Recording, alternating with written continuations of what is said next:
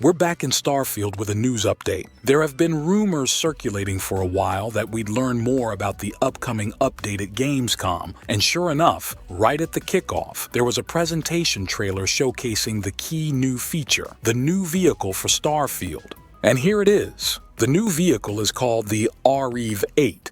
And it will be our trusty ride through both the livelier and more desolate regions of the universe. The vehicle seats 2 people, the driver and a passenger. There's also a special spot in the back for our robot companion. It comes equipped with a booster for quick bursts of speed, and thanks to its undercarriage, it can help you climb over the occasional rock. On the roof, you'll find a laser cannon, perfect for solving various types of problems. With this vehicle, long treks on foot should now be a thing of the past. The update should be rolled out on all platforms by now. Once you've installed it, you're good to go. At this point, we should give a round of applause to the devs because it's the first time they've managed to integrate a vehicle into one of their RPGs, something many people thought was impossible due to the engine's limitations. But lo and behold, they made it happen. But how does the vehicle drive and handle? I think it's pretty good. With a mouse, you get a mouse-look control system, which takes some getting used to. At first, I was a bit thrown off because I typically use the keyboard to steer.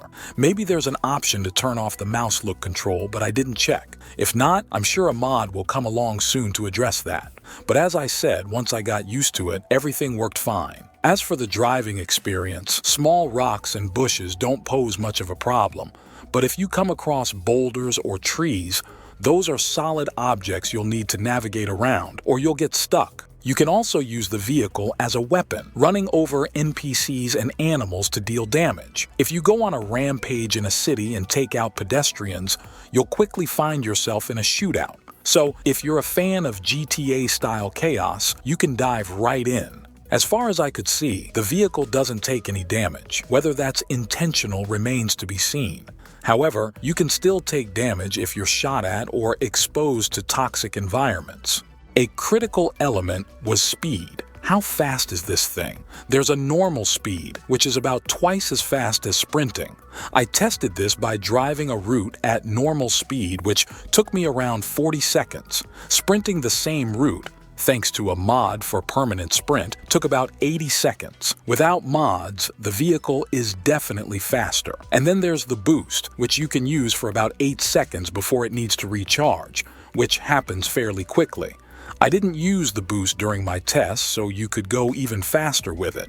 All in all, the vehicle's speed isn't comparable to vehicles in games like GTA, which makes sense given the uneven terrain of the planets. Still, a bit more speed would have been nice, but again, we'll have to see what mods come out for that. Either way, I'm satisfied with the vehicle. So, where and how do you get the vehicle? You'll need to visit the nearest ship technician. For example, in New Atlantis, you can go to the service technician right at the landing pad. Here, you'll have the option to purchase the vehicle. The message reads, "Explore planets with a vehicle. Your purchase will unlock access to your own vehicle hangar and automatically equip your ship with the REV 8. Purchase for 25,000 credits?" Once you buy it, you'll see. You now have access to vehicles. The REV 8 will automatically deploy next to your ship wherever you land. Visit a ship service tech at any major port to manage your vehicles. What's interesting here is the mention of vehicles in the plural, which clearly suggests that this is just the first of what could be multiple vehicles. Now that the devs have cracked the vehicle code, they'll likely expand on this. I'd bet it's only a matter of time before we see a new vehicle in the shop. I'm guessing it'll cost at least $10. Though knowing Todd, he might think 15 or more would be perfectly reasonable, but we'll have to wait and see what actually comes out. You can also customize the vehicle's color, which is a nice touch.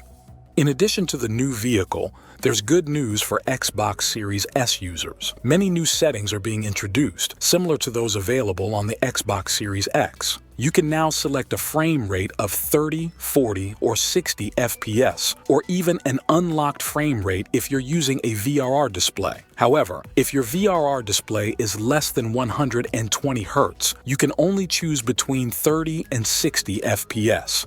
If you select 60 FPS on a VRR display, you might experience some screen tearing.